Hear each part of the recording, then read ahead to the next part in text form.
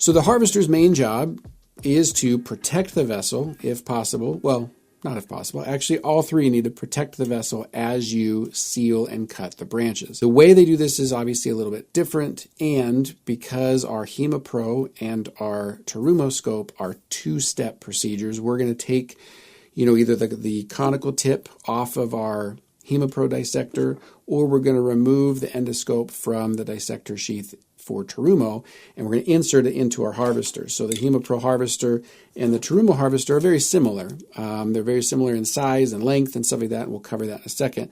But we'll put the endoscope in there, we'll work our way up our tunnel, we'll start to take our branches on the way back.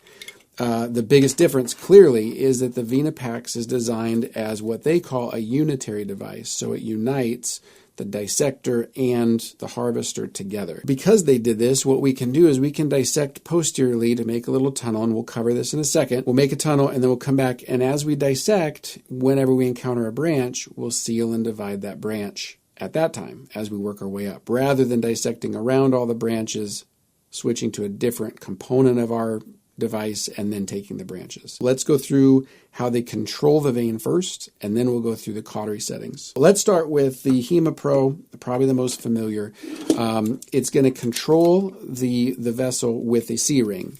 So it is a C-shaped ring. You can regulate how far or close you want that C-ring to be. They do put a little notch on the handle here to kind of give you a guide. I'm usually at that notch or closer. I'm rarely further out than that. You can use it as like a cradle to kind of lift the vein up and look underneath it. You can move the vein out of the way as you cauterize. The reason it's bent this way is it's bending away from where the cautery comes out.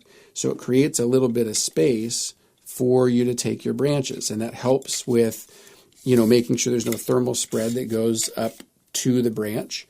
Through the branch to the conduit. If it was just flat, it would be impossible to get enough space in between. So they had to bend it a little bit to get it up out of the way. Now that's a little bit different than the way Terumo scope operates, because the C-ring will pull all the way back into the harvester. Okay, the Terumo does not, and that's one of the main differences between the harvesters, at least for those two, is that this, what they call, instead of the C-ring, their equivalent is the V-keeper.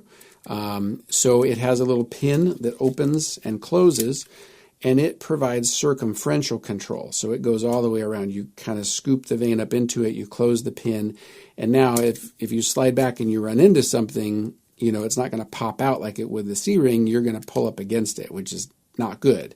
So I do tell people when they're learning on Terumo is you want to see the branch before you feel it. You should never feel resistance as you're pulling back. You want to be watching so closely on the camera that you see that connective tissue or that branch, so you're not pulling against it. But this will also control our vessel so that we can manipulate it, left and right, up and down, to create a little bit of space while we cauterize. Interestingly, the way that the two companies kind of organized everything is a little bit different. So with the HemaPro, we're going to have, if you looked at the end of the HemaPro scope, the harvester, you're going to see the lens, and then the C-ring, and then the cautery.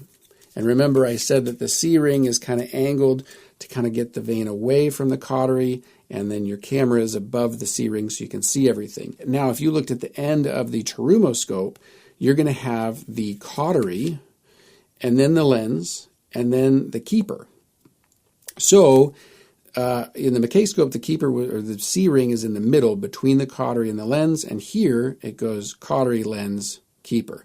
So why is that? Well, because as you slide back and you find a branch, the way that it's going to create the distance between the cautery and the conduit, much like the bend in this, this angle of the C-ring kind of lifts up and out, because this just extends straight out, there's no bend to it, they had to create a way to create a little bit of distance so that there's no thermal spread. So the way they did it was they put the cautery on top.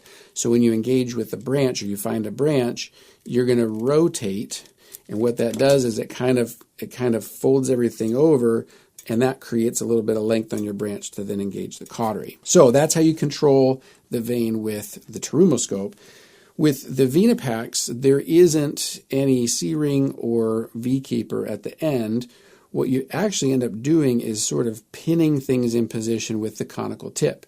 So after you've dissected out, you've popped some windows on a branch, you will kind of insert that scope or the conical tip right in the crux of the branch and kind of push down or up or wherever is most convenient and kind of pin it in place as you engage the cautery on the branch. So there's no formal way to control it. And I thought that was going to be a big barrier to the scope. But once I kind of figured out where I could pin it down without pulling on it too hard or putting too much pressure, it became almost second nature. It wasn't difficult to keep the vein protected. My biggest fear is that whenever I engage any cautery for any of these three scopes, that something will happen where the heat starts to travel down my branch to the conduit, or the vein gets sucked up into the cautery, and I don't want that. So I want to be able to protect the vein somehow, and I was nervous about the Venipacks not having a formal way to do that. But once I figured out how to pin it, it was not a big deal.